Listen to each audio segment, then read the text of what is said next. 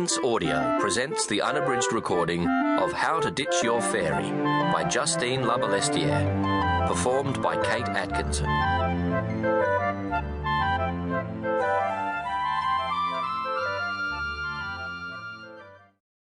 Note to readers.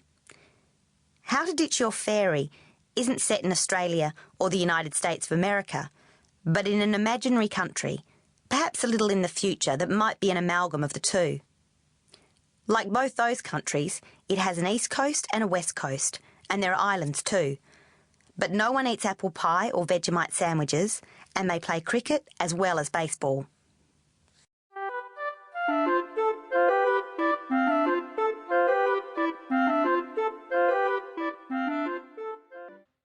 Chapter 1. Killer Top. Days walking, 60.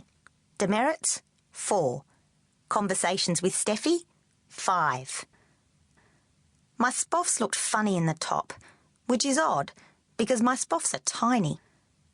I pulled the top up and tried to push them back where they belonged. Didn't work. Somehow, the top was pushing my right spoff under my armpit and my left towards my neck. I wasn't entirely used to having spoffs. I'm only 14, and the lumps on my chest only started happening 6 months ago, and, like I said, they're tiny. Mum says having any at all at my age is lucky, except that all my friends have them. Anyway, up till now, they'd shown no indication of straying far from my chest. "Your fairy hates me," I said to my best friend, Rochelle. "No, she doesn't," Rochelle said, admiring herself in the dressing room mirror. The little black dress she was trying on looked perfect.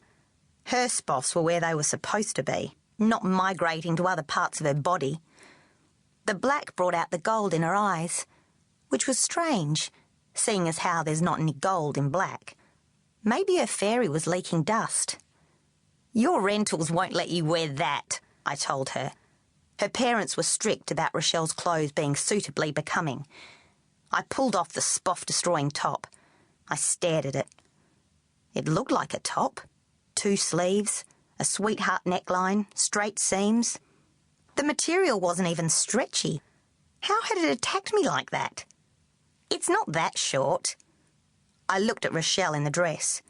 It managed to cover most of her thighs, but Rochelle is vastly tall, and dresses on her always seem shorter than they really are. "Yeah, but it's that low. You'll be shopping grounded again." "No, I won't." Rochelle hoiked up the top of her dress, disappearing all spoffage. "See? I'll wear it like this in front of the rentals, and Dad'll think it doesn't reflect badly on him and won't say a word. Mum never notices what I'm wearing unless she thinks it's disgraceful." She struck a pose in front of the mirror, shoulders back, chest out. Rochelle is not spoff slacking, and fingers splayed like a fancy dancer. "Anyway, it's only $20. "What?" I exclaimed, though it wholly figured. You'd think I'd have stopped being surprised years ago. "Those dresses are all $200. Rochelle reached around to dig out the tag hanging down her back and awkwardly held it out while turning so that I could see it. The tag was tattered and heavily crossed out. I peered closer. The top crossed out amount said $200, then $150, then $100, all the way down to the very edge of the ticket where it said in teeny tiny, dare I say fairy, writing, "Damaged, $20 only." I sighed. Where's the damage then? The silk of the dress shone, exuding an aura of unwrinkled, never-been-worn-beforeness. I couldn't even see a stray piece of thread. The top I'd just removed had several. The tag said $75. It was not reduced. "Isn't any?" Rochelle was staring at herself in the mirror, not smiling, but looking deeply satisfied.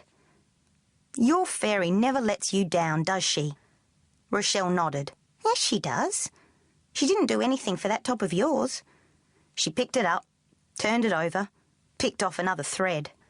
"I was so sure this would look fantabulous on you. I like her best when she works for you too. You know I read in Stars Weekly that our Tui says that fairies work best for..."